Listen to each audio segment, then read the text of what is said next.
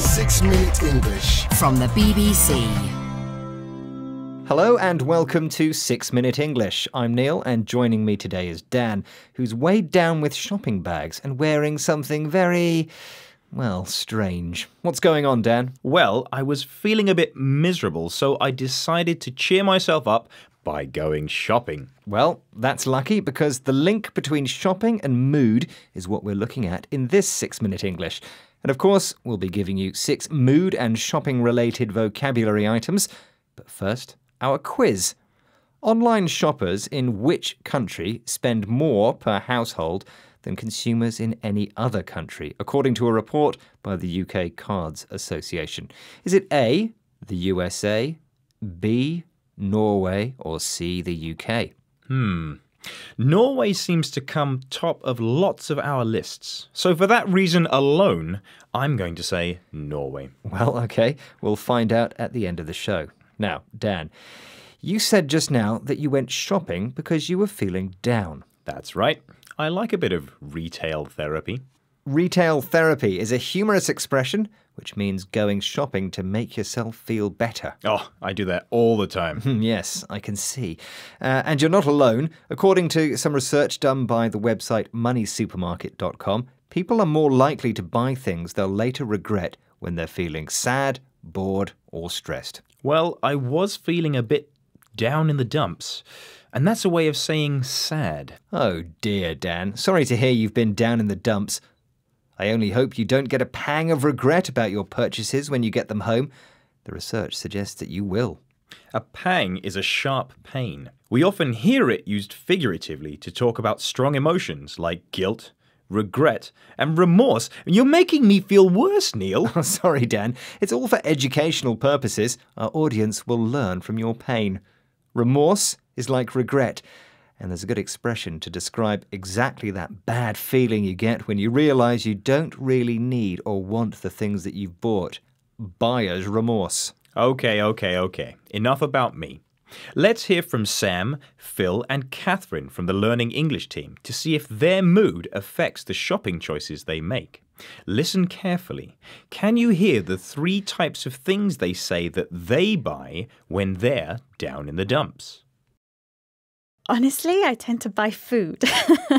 Anything that will bring me comfort. So it can be any sort of warm drink, hot drink, but also anything kind of warm and cozy. So like a nice jumper. Definitely if I've had a bad day at work or for whatever reason or I feel terrible, tired, I am more likely to buy something on the way home. Oh, when I'm feeling sad, I probably buy a little bit of wine and often something to wear. I find that a bit of retail therapy when I'm sad usually does the trick at the time, so it makes me feel better. But I do find that when I look in my wardrobe, the things that I bought when I was sad, I never wear them. Sam, Phil and Catherine there from the BBC Learning English team talking about what kind of things they buy when they're feeling down.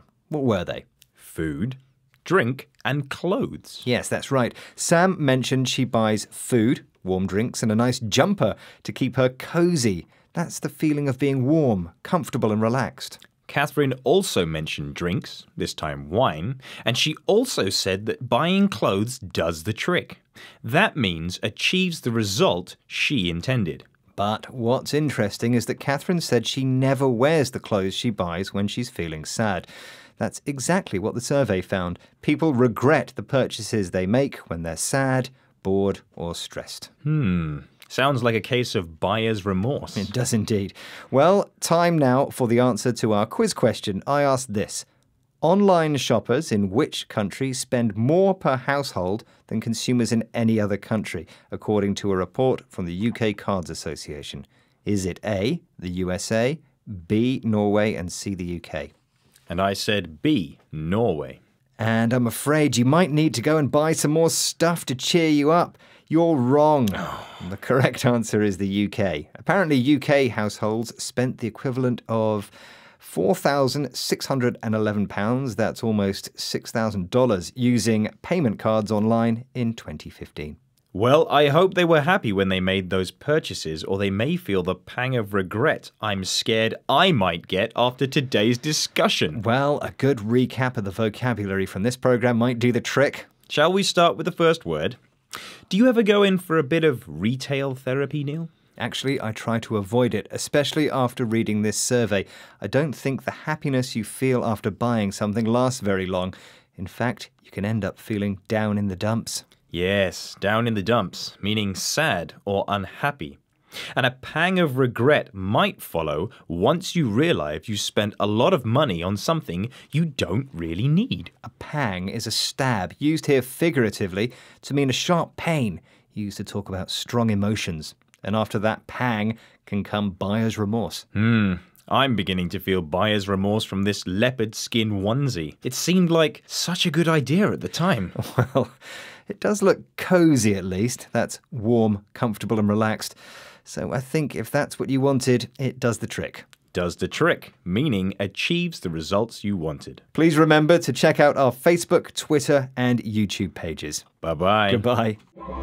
6 Minute English. From bbclearningenglish.com.